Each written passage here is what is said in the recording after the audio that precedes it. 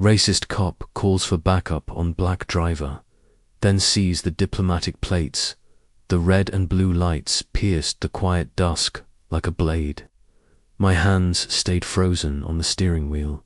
Behind me, boots scraped gravel, slow, deliberate. Then, the voice, step out, now. No reason, no crime, just skin. But he hadn't seen the plates yet, not yet. And the second he did, his face cracked. Not fear, not respect. Something deeper, something broken.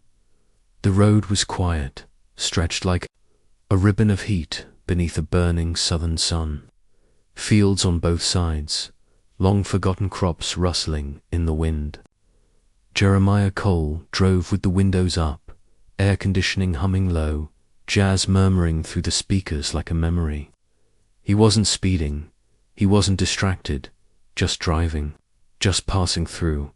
His mind wandered, as it often did, to his lecture from the day before, to the diplomatic summit waiting 100 miles ahead, to his mother's last voicemail about being proud, about watching the news and seeing her son speak truth on behalf of a fractured world. Then the sirens. Cut through, piercing, sharp, familiar. He didn't jump. He didn't panic. He simply exhaled. The rearview mirror bloomed with red and blue. Jeremiah eased onto the gravel shoulder, hazard lights blinking, car rolling to a soft stop beneath the shade of a leaning oak. His hands moved slowly, deliberately, to rest atop the wheel, fingers spread, palms visible. Through the side mirror, a white cruiser door opened. A boot landed. Then another, officer red, broad frame, close-cropped hair, sunglasses that hid his eyes but not his intention. He walked like he owned the road. Jeremiah kept still. The jazz kept playing, soft and unaware. Reed tapped the window, with 2 fingers sharp, quick. Jeremiah lowered it a quarter of the way. License and registration. His voice was tight. No greeting, no explanation, just demand. Jeremiah nodded once, reaching slowly toward the glove compartment, narrating every movement with the practiced rhythm of a man who'd done this dance too many times before. My license is in my wallet. My registration is in the glove box. I'm reaching now. Reed didn't answer. The documents passed between them like contraband. Reed looked them over, then squinted toward the back of the car. What are those plates? Diplomatic, Jeremiah replied calmly. I'm attending a cultural delegation. United Nations credentialed. Reed's brow twitched. Where you? From Atlanta. I'm a professor at the university. Reed snorted under his breath, a quick exhale that said more than words. And what's a professor doing out here in the middle of nowhere with diplomatic plates? Driving, Jeremiah said simply. That answer didn't sit right. Reed stepped back, circling the car. One hand hovered near his belt, close enough to remind, far enough to deny. He spoke into his radio, low and clipped, but loud enough for Jeremiah to hear. Possible false plate. Send backup. Jeremiah blinked slowly. The words stung. Not because they were new, but because they were old. Older than him. Older than his father. Older than the town itself.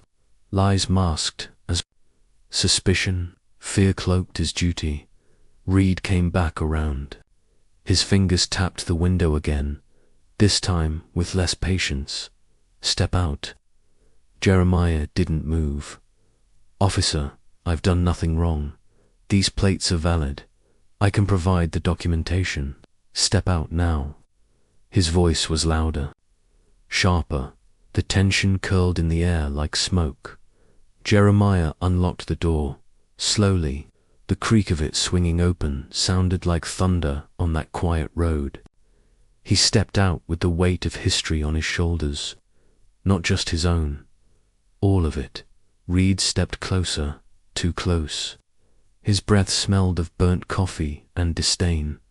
You think you're better than the law 'cause you've got some fancy plates? Jeremiah didn't flinch. Double quote, no. I think the law should be better than this.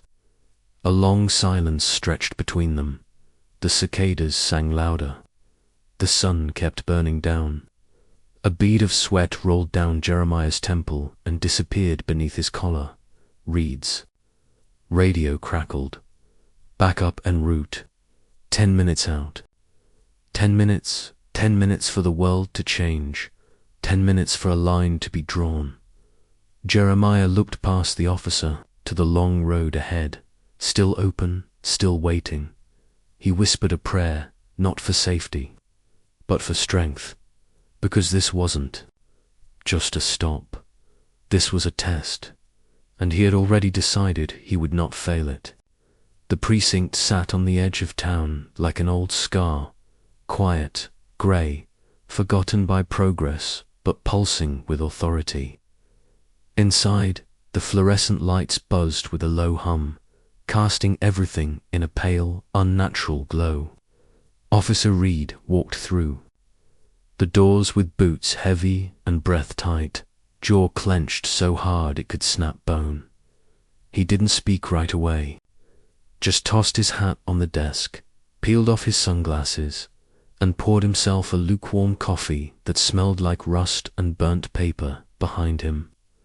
Voices floated from the squad room, familiar, low, smug. Another hero this morning, Red. Got yourself one of those freedom fighters. Laughter, the kind that's always been too loud in rooms like this. Reed didn't laugh.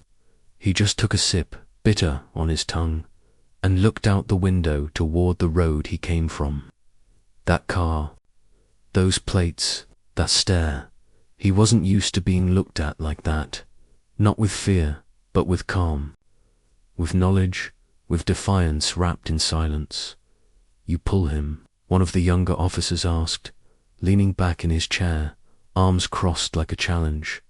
Reed nodded. Yeah, said he's a professor. Diplomatic something. Another. One trying to play the system, another muttered. They all got a story now.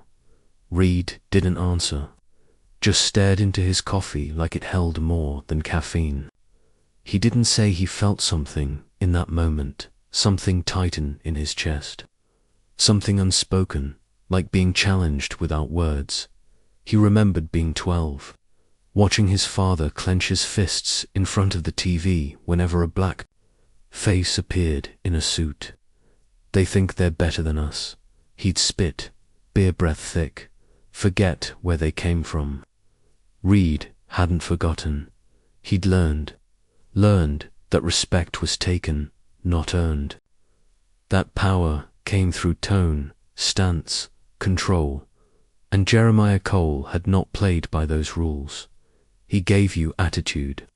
Someone asked. Reed shook his head. No, worse. He stayed calm. A pause. That word hung there like smoke.com.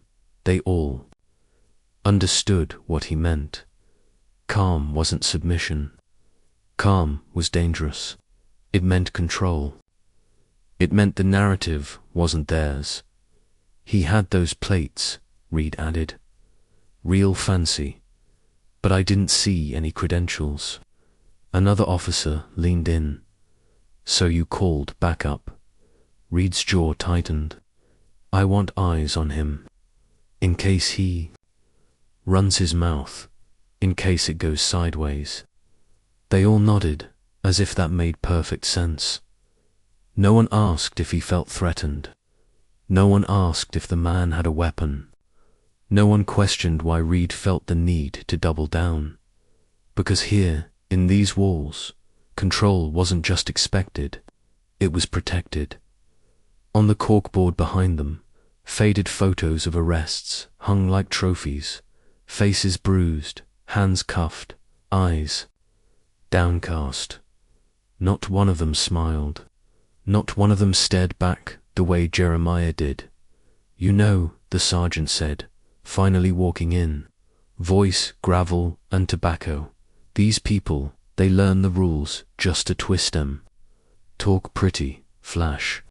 Some ID, and suddenly you're the one under review." "Gotta be careful," Reed nodded. His shoulders were tight. His fingers tapped against the styrofoam cup. He wasn't afraid of Jeremiah, not really, but he feared what Jeremiah represented. A man who didn't look away. A man who didn't raise his voice or plead. A man who knew the law like it was. A language born into him and read. He only knew how to enforce it, not question it. The sergeant added, "You did right. Get the backup. If he acts slick, we'll make sure the report's clean." Happens all the time. Standard procedure. That phrase was their gospel, their shield, their excuse. But Reed felt something shift under it now, something off-center, a tremble in the foundation. He finished the coffee, poured another, picked up the radio and repeated, "Backup en route." A voice answered, 10 minutes out. Reed didn't say thank you. He just stared out the window again. Sunlight spilled across the concrete like an accusation. Out there, on that road, a man waited. Not scared, not begging, just waiting. Still, and Reed didn't know what to do with that kind of power. The engine ticked in the stillness, each sound louder than it should have been.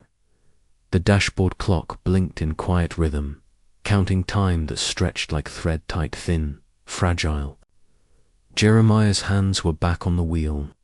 10 and 2, steady, still. His eyes didn't move, but inside, everything did. The cicadas outside sang like warnings.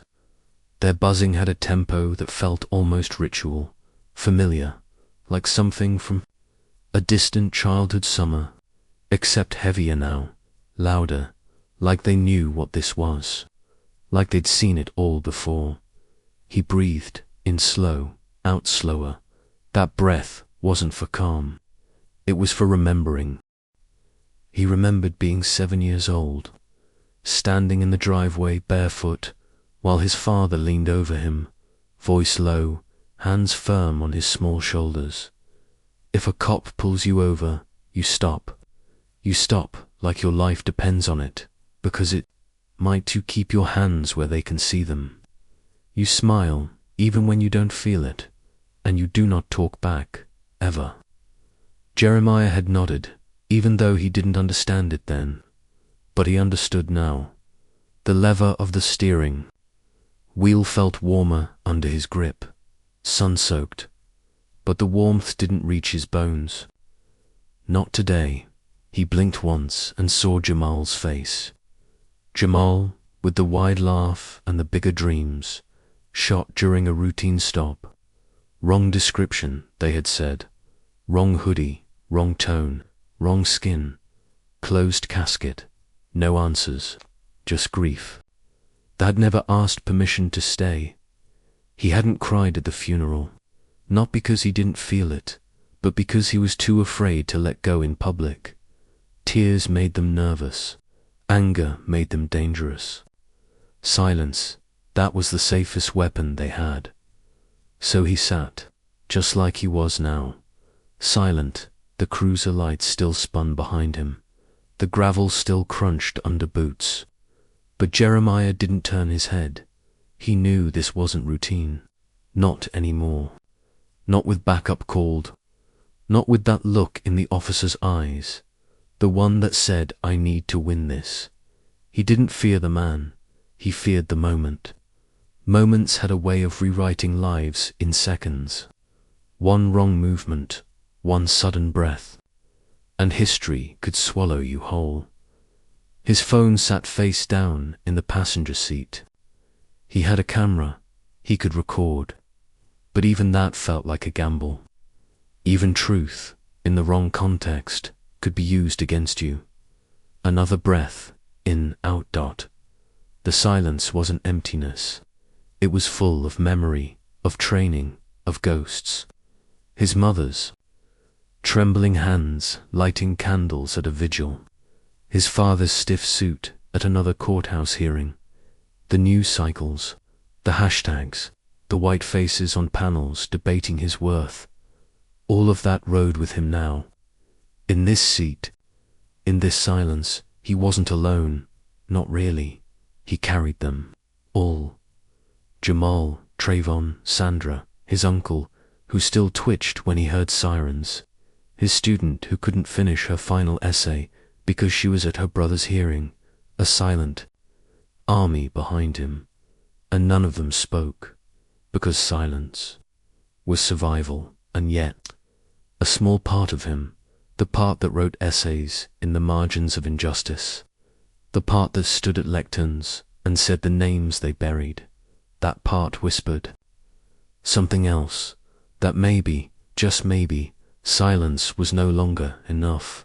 But not yet, not here, not with boots circling, not with guns on hips. So Jeremiah stayed still, and the cicadas kept singing. The stillness broke with the low rumble of tires on gravel. Another cruiser, then a third. Headlights off, but urgency painted across the way. They moved fast, sharp, controlled. They boxed him in. The quiet of the road swallowed by the buzz of radios and clipped footsteps. Hard soles against loose stone. Jeremiah didn't flinch, didn't reach, didn't blink. The dashboard glowed softly in front of him. Jazz still murmured through the speakers, a single trumpet, stretching across decades of sorrow. Then came the flashlights, white beams, piercing, jittering across the windows like searchlights. A staccato of movement, crossing his chest, his face, his hands still fixed on the wheel. The beams didn't ask questions. They assumed guilt, searching for something to justify their presence. But all they found was stillness. Jeremiah reached with 2 fingers, slow, intentional, not toward the glove box, not toward his lap, but to his phone, resting on the center console. He tapped the screen. It came to life in an instant. The red dot blinked, recording dot outside. Someone muttered, "He's filming." Another grunted, "Let him." As if that changed the math. As if the camera ever stopped bullets. But Jeremiah wasn't aiming to be safe. He was aiming to be seen. A voice called out, sharp, commanding, "Step out of the vehicle." Jeremiah didn't answer. Not yet. He adjusted the angle of the phone slightly, so the frame caught both his face and the edge of the officer's. "Flashlight," another voice chimed in, louder. "Sir, this is your final warning step. Out now, or we will remove you." He finally spoke. "I am protected under Article 29 of the Vienna Convention on Diplomatic Relations. This vehicle bears diplomatic plates. I have not been charged with a crime. I am not under arrest. You do not have the legal authority to detain me." The words didn't shake. They didn't rise. They flowed like scripture. Because for men like Jeremiah, law wasn't just law, it was armor. Language learned not for study, but survival. There was a pause, not long, just enough to feel the weight of it. Then a flashlight slammed against the window, opened the door. Jeremiah stayed still, from the shadows beyond the trees. A soft whir. A second phone camera had begun recording. Someone was watching. A teenager, no more than 16, crouched low behind the tall grass, hoodie up, eyes wide. His phone caught everything. Every flashlight, every demand. Every breath Jeremiah refused to surrender. Inside the car, Jeremiah spoke again. "I am a UN cultural delegate, en route to a protected summit. If you open this door by force, you are breaching international law and violating diplomatic immunity. This interaction is being recorded by me and by others. The last part wasn't a guess. He felt it, the way the air had shifted, the sense of another lens, another witness, and that, more than any badge, gave him strength. Another slam against the window, then hands on the handle. A yank, locked. Reed stepped in front of the driver's side now, face illuminated by the beam of his own partner's flashlight. His jaw was set, his voice low. "Open the door, Professor." Jeremiah turned his head, slowly. His face met the light directly, calm, expressionless, but in his eyes, defiance, not loud, not reckless, just unshakable. He said nothing. The camera caught it all. His stillness, their escalation, the silence, the fear, not his, but theirs. And somewhere, out in the digital dark, a live stream had just started. The teenager's screen lit up with comments, hearts, angry faces, people watching, sharing, naming, witnessing. History, caught between high beams and hashtags, and still, Jeremiah did not open the door. He didn't need to. The truth was already out. The gravel had settled, but the tension hadn't. Flashlights still swept across the car, though slower now, less like searchlights, more like questions. There was a shift in the air, subtle but real, like the drop in pressure before a storm. One of the younger officers, the one with unsure eyes and a name tag that still looked new, stepped toward the rear bumper.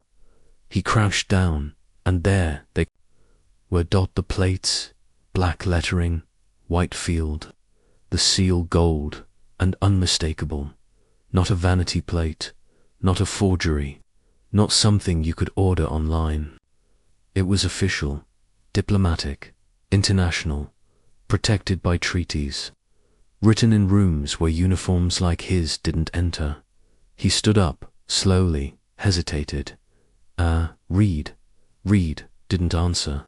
His hand was still on the handle of Jeremiah's door, his knuckles pale, his jaw set like stone that had forgotten how to bend. "Reed," the younger one said again, firmer this time. "These plates, they're real."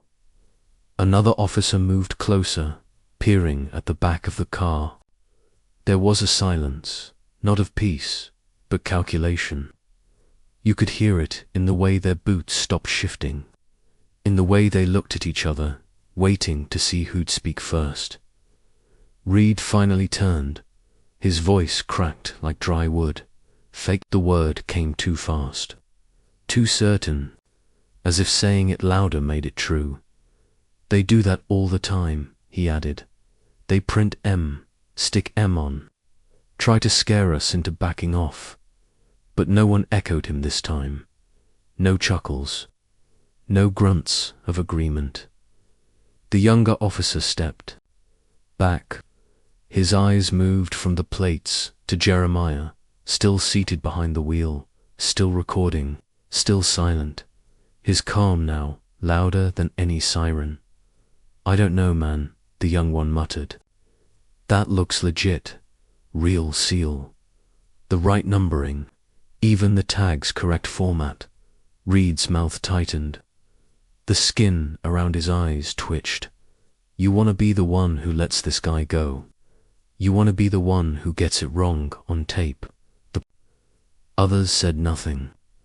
One by one, they lowered their flashlights, just slightly. Not all the way, but just enough to show the hesitation that had taken root, and Reed felt it. The slow unraveling of control.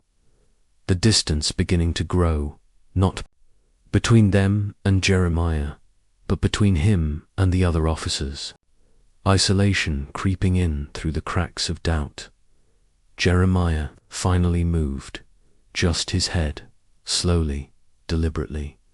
He turned and looked Reed in the eye, and for the first time, he spoke. "Are you sure you know what you're doing?" It wasn't loud, it wasn't threatening, but it landed like a verdict. Reed stepped back, a full step, just one, but everyone saw it. The flashlight beams hovered in mid-air, uncertain. The camera on Jeremiah's dashboard kept recording, the red dot blinking steadily like a heartbeat. The teenager in the shadows was still streaming, thousands watching now, captions appearing, comments flying. Some named Reed, others named history. And yet, in the eye of it all, Jeremiah stayed still, still behind the wheel, still behind the weight of centuries, still wrapped in the power of knowing, not hoping that truth was on his side. And this time, when Reed reached for the door, no one followed. He was no longer leading. He was alone. It began as a flicker, a phone screen glowing in the dark, hands trembling just enough to blur the first few seconds of the live stream. The teenager barely spoke, just breathed, just filmed. The way history is often captured, not by the loudest voice, but by the quietest witness. And then it spread. A dozen people watched live, then 100, then thousands. The image on their screens was simple. A black man behind the wheel, calm, still, surrounded by officers, tension thick in the air like smoke. A plate, a law recited, a refusal to be erased. In a world hungry for outrage, it wasn't the violence that caught fire. It was the restraint. Why aren't they backing off? He's a diplomat. This is how wars start. By the time the sun rose on the other side of the country, the clip had been reposted by activists, journalists, and morning show anchors. Screens buzzed with urgency, push notifications stacked. Like dominoes. Stop Jeremiah. Not in accusation, but in irony. A sarcastic rallying cry that turned into a storm. TikToks dissected the legal codes. Instagram reels zoomed in on the plates, the badge, the silence. Twitter erupted with threads, stories of similar stops, of names etched in hashtags, of warnings passed from mother to child like folklore. By mid-morning, international headlines blinked across news tickers. UN cultural delegate detained by US police, impossible diplomatic breach. Viral video sparks global outcry. State Department urged to investigate incident in small Georgia town. Jeremiah hadn't moved. Not from the car, not from his quiet protest, but the world was moving for him now. Somewhere, in a glass office stacked high above the clouds, a publicist hit send on a statement. Somewhere else, a human rights lawyer drafted a letter to The Hague. In New York. A woman held up her phone in front of the UN building and whispered into it, "We see you. We see what they do when they think no one's watching." The fire had jumped continents. Back in the precinct, everything had changed. Phones rang without pause. Emails flooded in, some threatening, some demanding, all blistering. The police chief, who'd been out fishing that morning, returned to a storm. A laptop opened to 5 browser tabs, all playing different angles of the same truth. He called. Reed. In the hallway was colder now, quieter, and Reed's boots didn't sound as sure. The chief didn't yell, didn't ask. He just said 2 words, "Stand down." Reed's mouth moved before his thoughts could catch up. He challenged my authority. The chief leaned forward. He embarrassed this department. Reed clenched his fists. "He's lying." He said nothing. The chief cut in. "That's what makes this worse." Silence. Again, that same heavy silence that had followed Reed since the roadside. He turned to go, But the chief added, without looking up, "You're trending, son. And not in the way you think." Outside, the sky had dimmed, not with weather, but with consequence. Protesters began to arrive, holding signs with phrases pulled straight from the live stream. Some wore shirts that read, "I am Jeremiah." Others simply stood, phones raised, faces calm. A mirror of the man who had become a movement. And in the middle of it all, Jeremiah still hadn't spoken, still hadn't posted, still hadn't moved. He didn't have to. The fire had already caught. They thought they knew him. The man behind the windshield. The still figure in the middle of the storm. The brown skin. The steady breath. The silence mistaken for surrender. But silence, in Jeremiah's world, had always been a strategy, not retreat, refusal, and the world was about to find out why. It started with a name on a chyron, Dr. Jeremiah Cole. Then a photo of graduation cap tilted against a bright Atlanta sky. Then another. Hem Oxford long coat, cold wind, a book pressed against his chest like a shield. Then the voices came, first, from the halls of the university. Professors who had taught him, now being taught by him. He asked better questions than we had. Answers, one of them said on live television, his hands trembling as he spoke. He was the kind of student who made you stop and rethink the lesson plan entirely.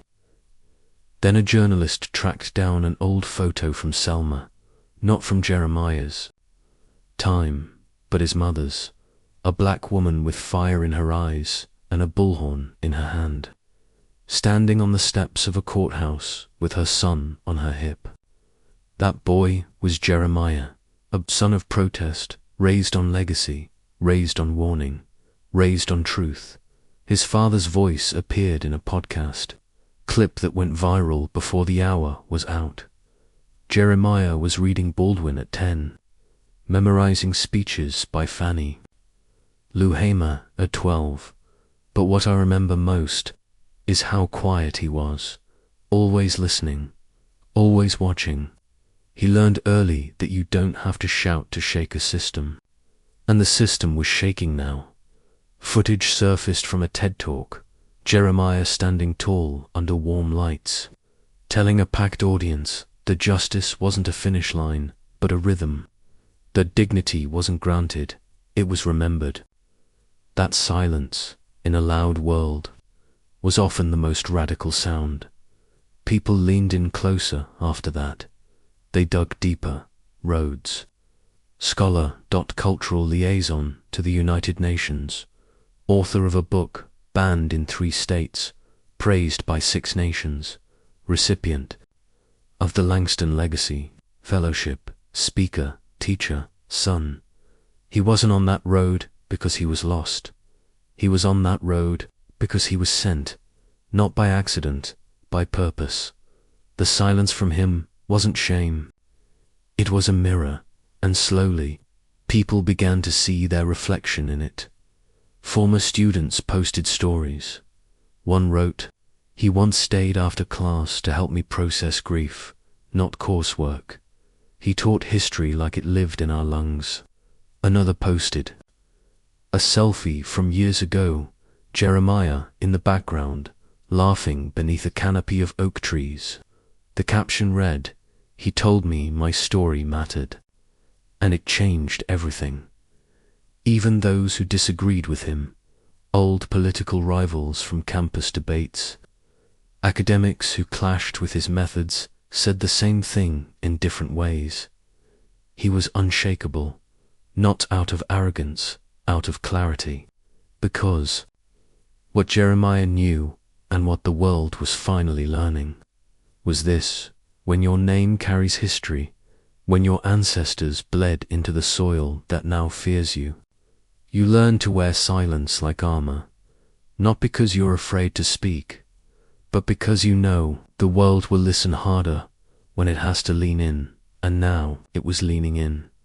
millions of eyes, some watching out of guilt, some out of admiration, some still out of suspicion. But they were watching, and what they saw was not a man pulled over, not a statistic, not a viral moment. They saw a fire that refused to burn out. A man who had been walking through flames for years, steady, proud, and barefoot, carrying stories on his back, and making sure no one ever forgot how heavy truth could be. It arrived quietly. No press release, no breaking headline, just a grainy video file dropped into an anonymous inbox with a subject line that read only, "You should have listened the first time." And then a screen lit up and the truth played out, pixel by pixel. Decade old and shaking.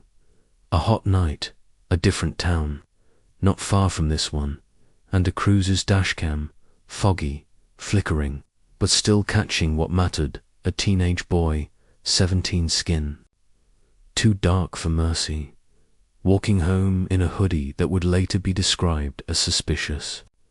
He had headphones in.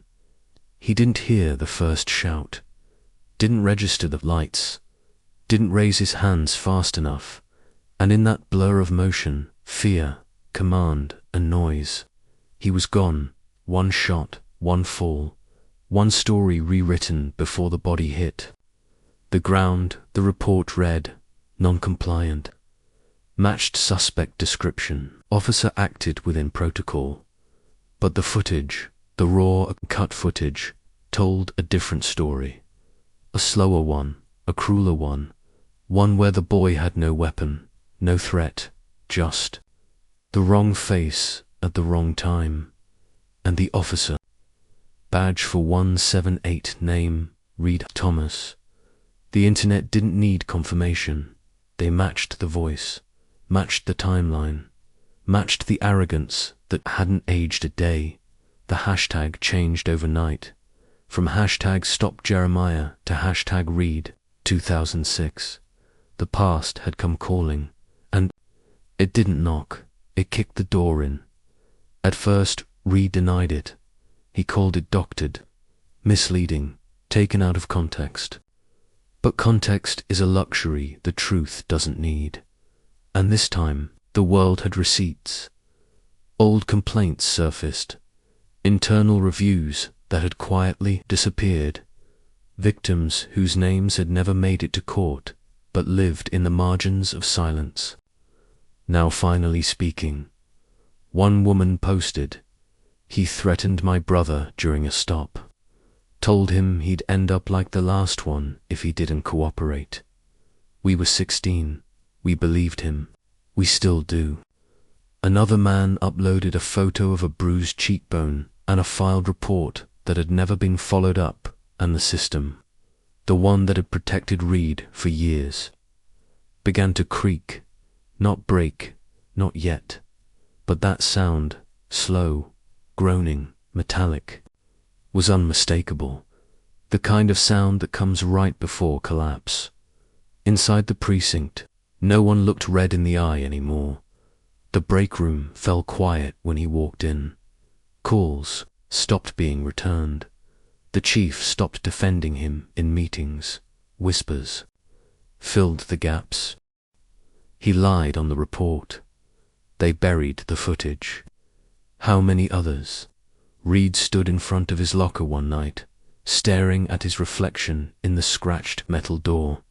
He still wore the uniform, still carried the badge, but the authority was gone, stripped not by policy, but by exposure. He wasn't the one watching anymore. He was the one being watched. And outside, beyond the thin walls of the department, beyond the silence of scared colleagues, the crowd grew. Signs now bore 2 names, Jeremiah Cole, Michael Denton. The boy from 2006 had a name again, a face, a voice, even if it spoke now through others. Jeremiah never commented, never posted, but when asked about the tape, he only said, "Some ghosts never stay buried. They wait for the light." And now that light was blinding. It started with candles, not signs, not bullhorns, just flame, soft flickering, cradled in wax cups held by trembling fingers. One by one they gathered, not to shout, but to stand, not to scream, but to be seen. The town square, once the resting place of silence and routine, pulsed with breath and presence. A grandmother in a church shawl, a student with a hoodie and scuffed sneakers, a pastor in full collar, a boy too young to know what justice meant, holding a candle taller than his arm, and Jeremiah. He did not lead, he did not speak.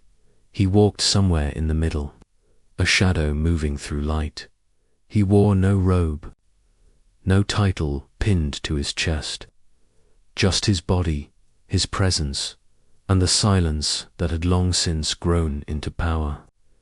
The same silence that had once filled the back seat of his father's car as they passed sheriffs on rural roads. The same silence that watched a gun settle on his friend's chest. The same silence that had sat between him and Red on the side of the highway. Now it led hundreds. Their steps whispered against the pavement, shoes on asphalt, a rhythm, a prayer, a warning there, where no chants, no fists raised, only unity, and grief that had learnt to march. The courthouse doors stood shut, but every window was lit, the workers inside peering through blinds, watching a town they no longer recognized. By noon, news vans had arrived. By evening, drones floated overhead like vultures with lenses. By nightfall, the world had names for streets it had never heard of. Willow Creek, Poplar Avenue, Main Street, and all of them filled with silence more deafening than sirens. The mayor gave a press conference beneath the flagpole. Her mouth moved carefully, like every word was a tripwire.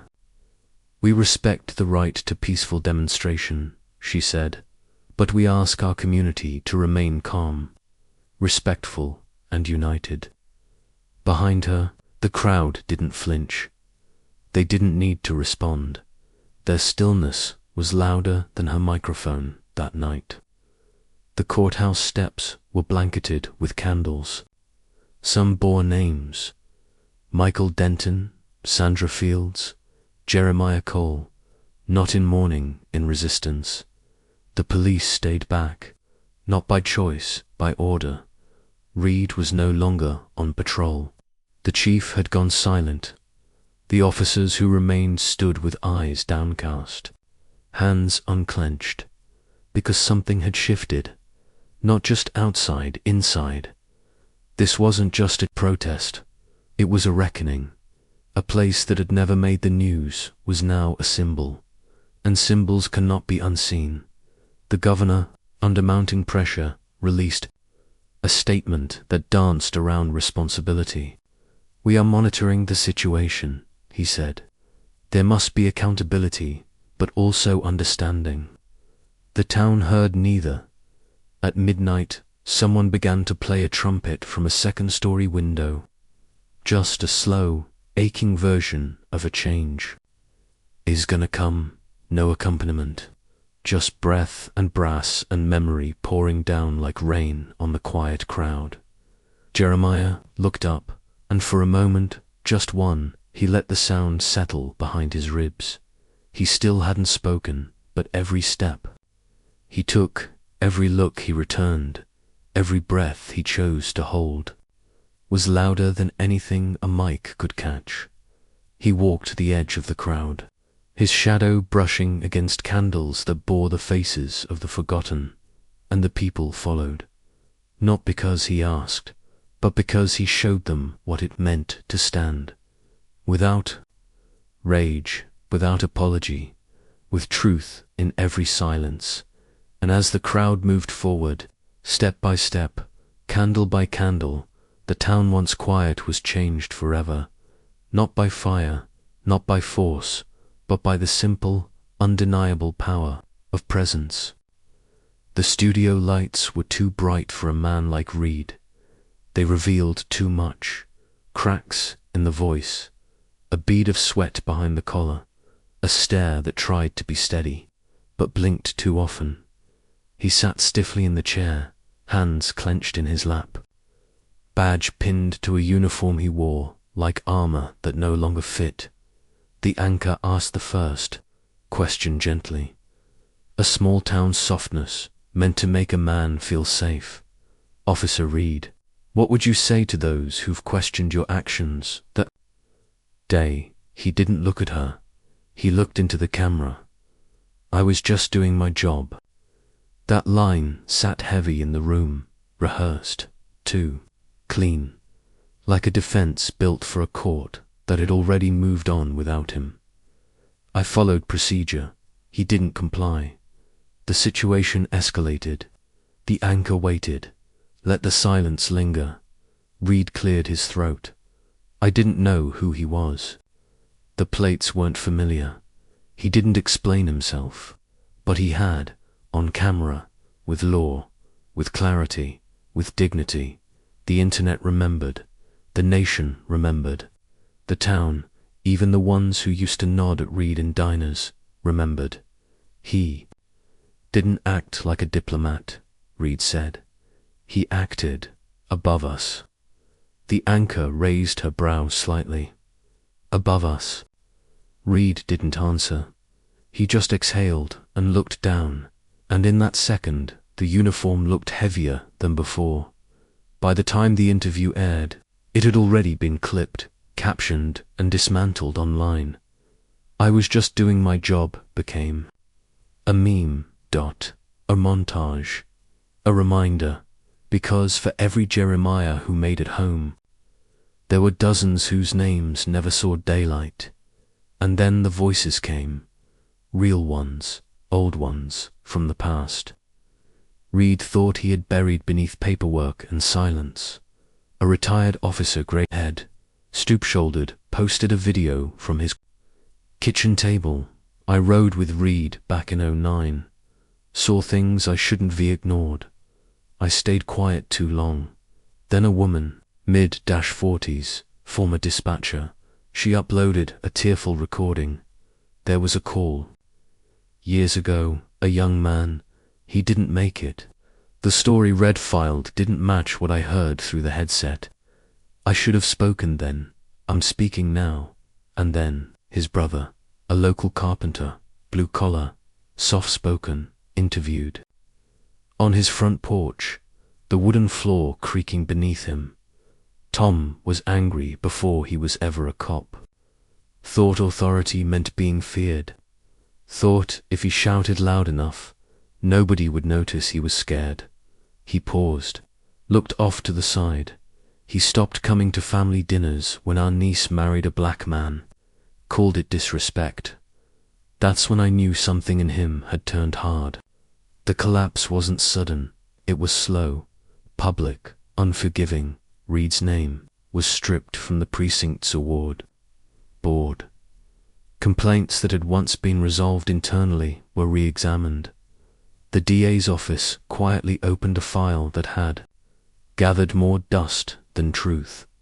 People stopped waving. When they saw him in town, the diner gave his usual booth to someone else, his neighbor, who once mowed his lawn when he was injured, now passed by without a nod and read, who once believed silence meant obedience, was finally learning what it meant to be left behind by it. He walked through his house that night, rooms dark except for the glow of the television. Jeremiah's face filled the screen, not as a victim, but as a presence. Still, calm, powerful, Reed turned it off, but the silence that followed was not peace. It was something else, the sound of a cymbal, finally cracking. The courthouse stood like it always had. Cold stone, crooked steps, a flag that fluttered too proud for the silence beneath it. But this time, the silence wasn't absence, it was anticipation. It was pressure pressing against. the windows like breath-fogging glass. Inside, 12 strangers sat in worn chairs behind a high wall of wood, their faces blurred from the public, but their duty sharp. A grand jury summoned not from duty alone, but from demand. The people had spoken, not with bricks or banners, but with calls, with petitions, with bodies filling sidewalks like floodwaters. They didn't want blood, they wanted truth. The hearings were closed to the cameras. No streaming, no feeds, no hashtags from inside. But still, the world watched. Updates leaked in real time. A legal reporter here, a courthouse clerk there. 3 charges: abuse of power, falsifying records, obstruction of justice. Each one whispered like a verdict before its time. Reed entered through the back each day, head lowered beneath the brim of a borrowed cap, the uniform gone, the badge stripped.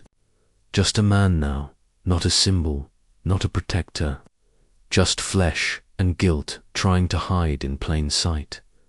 His lawyer spoke more than he did, blamed pressure, protocol, the chaos of the moment, said words like reasonable suspicion, with too much confidence and not enough memory. But the jury remembered the footage, the voice, the silence that exposed everything. And Jeremiah never appeared. Not once. He declined the witness stand, refused the interview requests, skipped the public forums where people begged him to speak. When asked why, he offered only a sentence: "I believe in systems when they are rebuilt with truth, not patched with apology." His absence became presence, his distance felt like direction. And maybe that's why the town kept returning to the courthouse lawn, not to watch Jeremiah speak, but to honor the space he left behind. On the 3rd day, the jury filed back in no words spoken, just a slip of paper passed to the clerk. The gavel struck, charges filed, official, irreversible, irreversible, stamped in the public record. Reed didn't flinch, not visibly, but the air around him did. He looked up for the first time in days, not with defiance, not with regret, but with a dull recognition that the ground beneath him had shifted. Outside, the crowd didn't cheer, didn't chant, didn't clap. They just stood. Some held candles, some held each other, some simply exhaled, as if they'd been holding breath for generations. The courthouse doors opened, the paper was read, the system, so long silent, had finally whispered a word back. Not justice, but accountability. A beginning, not an end. And Jeremiah, he watched it unfold on a small screen in a quiet room, alone.com, present. In his own way, he didn't smile, didn't cry, he just stood. One hand pressed to his chest and whispered to no one but the silence. Now we begin again. The chalkboard was clean. The seats were full. The room, once half empty on a good day, now overflowed. Students sat cross-legged on the floor, leaned against walls, crowded into corners, phones silenced, eyes wide, breath quiet. It wasn't just another lecture, it was something else, a gathering, a reckoning. Jeremiah stood at the front, back straight, palms resting on the wood of the lectern like it was earth itself. He looked over the room, pausing on each face. He didn't need a microphone. His voice didn't rise. It settled, low and firm. The way rivers carve stone. He didn't speak about the stop, didn't mention the trial, not a word about Reed, not a single phrase about what the world had shouted on his behalf. Instead, he began with a question: what do you carry in silence? The students didn't answer. not out loud, but in the quiet that followed. Heads dipped, pens moved, some with care, some with urgency. He continued, "History teaches us how to speak. Oppression teaches us when to stay silent. But dignity is knowing the difference." He spoke of Baldwin and Ella Baker, of speeches whispered in the backs of buses, of teachers who lost jobs for telling the truth, of libraries that banned voices too honest to stomach. He didn't need to say his own. Name it hung in the room like incense. At the back, a first-year student gripped her notebook so tightly the corners curled. She had never taken his class before, had never even heard of him until a friend forwarded a clip. Now she wrote down every word like scripture. Jeremiah walked slowly across the front of the room. His footsteps were soft but deliberate, like he wanted them to feel each one. We've been taught that justice is loud, that it looks like fire and fists and fury. And sometimes it is, but sometimes, he paused, letting the weight land. Sometimes it's just not moving. It's refusing to flinch. No one shifted, not even the ones who'd come just to watch, to witness. Outside the window, the mural was still drying, painted over the old brick wall that had once been a target for graffiti and forgotten flyers. It showed him, Jeremiah, not heroic, not grand, just sitting behind the wheel, both hands on the steering wheel, eyes steady, the words above him, "Presence is power." The artist hadn't signed it. They didn't need to. In the hallway, after class, students spoke in hushed voices, not about grades, not about midterms, but about grief, about what their parents never told them, about the things they didn't know. They were allowed to feel until. Now. One left a note on his desk, folded, simple, handwritten in blue ink. "You made me believe silence could be strength. Thank you." He tucked it into his coat pocket without unfolding it. Some words weren't meant to be read out loud. In the months to come, his lecture hall became something more, a place of return, of remembering. He didn't assign textbooks. He assigned questions. What systems have you been told are unshakable? Who taught you to survive instead of live? What story lives in your silence? And they answered with essays that burned, with poems that bled, with eyes that no longer darted toward the door when sirens passed by outside. This wasn't just education, it was excavation, not just of history, but of the parts of themselves they buried to belong. Jeremiah didn't smile often, but when he did, it was when someone asked a question that made the whole room pause, that made breath catch, that cracked the surface, because that's what he came back. For not applause, not forgiveness, not redemption. He came back to teach to show that resistance didn't always look like protest. Sometimes it looked like a man standing at a blackboard, holding the room with nothing but truth, and the students. They didn't take notes for exams. They took them for life. They were no longer just learning, they were witnessing. He didn't announce it. No podium, no press, no prepared speech with flags fluttering behind him, just a plain envelope slid across a desk, the kind of resignation that didn't ask to be remembered, but knew it would be.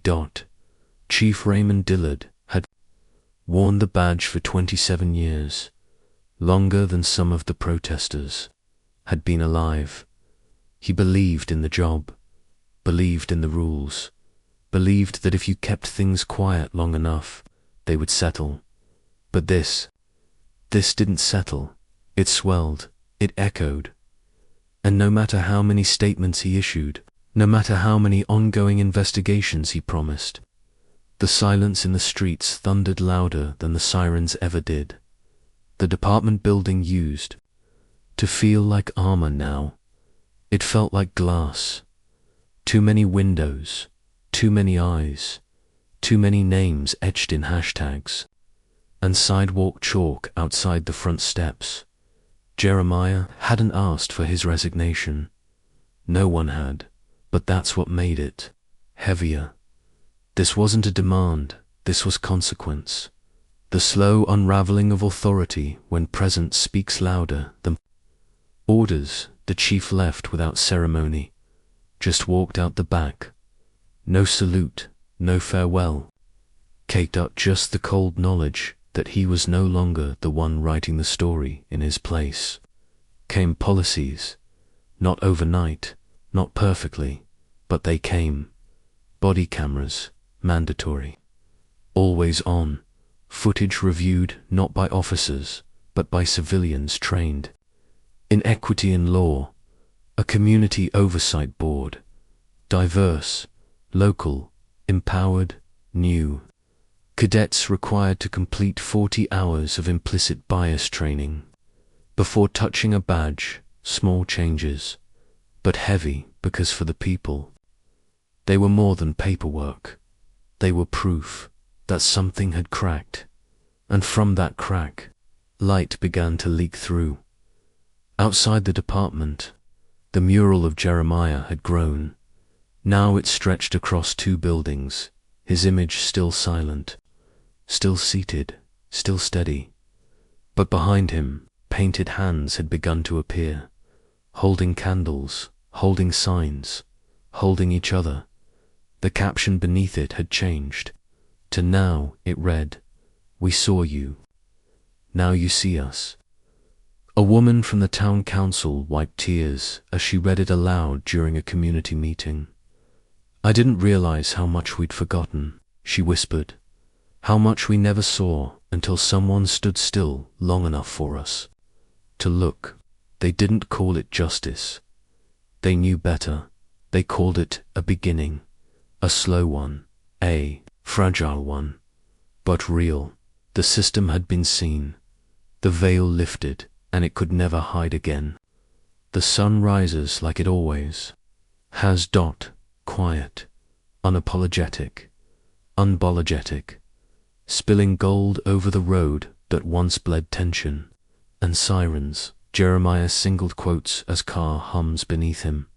The same model, same matte black paint, dusted with the faint memory of desert winds. Same hands on the wheel, steady, brown, quiet. But the man behind them, he is not the same. He drives without music, the kind of silence that doesn't ache, just breathes, like an old friend sitting beside him in the passenger seat, asking nothing, offering everything. The tires whisper over the asphalt, each crack in the road feels like a scar, not ugly, not painful, just real. A sign passes, "Welcome to Pineville." The letters look smaller now, not because they've changed, but because he has. He is not here for confrontation. He is not here for applause. He is just ... here, and that, in itself, is a revolution. A half-mile ahead, red and blue lights flicker behind him. Brief routine. He exhales. But not with panic, just presence. He slows, pulls over, puts the car in park, both hands on the wheel, just as his father taught him, just as his mother wept teaching him, just as he has done 100 times before, in cities that claimed they were safe. But this time it's different. A cruiser door opens, footsteps, on gravel, measured, not rushed, not ready for war. She appears in the side mirror, a young officer, no older than 30, crisp, uniformed hair, tied back, eyes alert, but not aggressive. She walks up to the window. Jeremiah lowers it halfway. She leans in gently, posture calm. "Morning, sir. Just a routine check."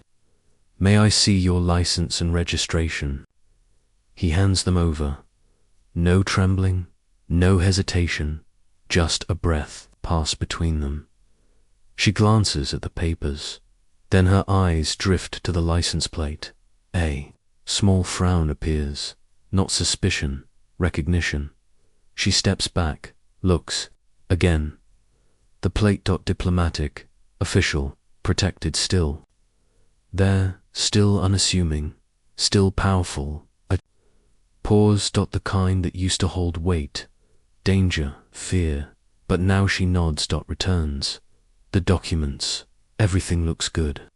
Sir, have a good day. And for the first time in a long time, those words don't feel like a mercy. They feel like truth. He nods back.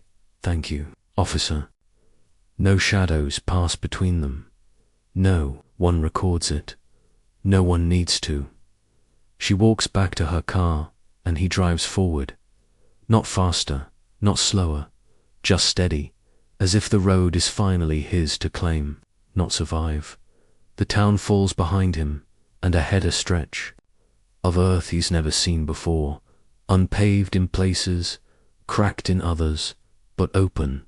He thinks of the students who still quote him, the murals that bear his face, not as a symbol of victory, but of vigilance. He thinks of Reed, no longer in uniform, no longer invisible, not destroyed, but exposed. He thinks of the silence in that town hall, of the eyes that met his, not with applause, but understanding. And he thinks of justice, not as a headline, not as a sentence, but as a journey, a road with no mile markers, no GPS, just the steady hum of movement, and the courage to keep going given when no one is watching. Ahead, a single bird cuts across the sky, free, unannounced, unafraid. Jeremiah smiles, not wide, but true, because in that moment he knows something sacred. Justice isn't a moment, it isn't a gavel, it isn't even peace. It's the choice to keep driving, hands on the wheel, eyes forward, knowing the road may break, but you will not today, not ever again.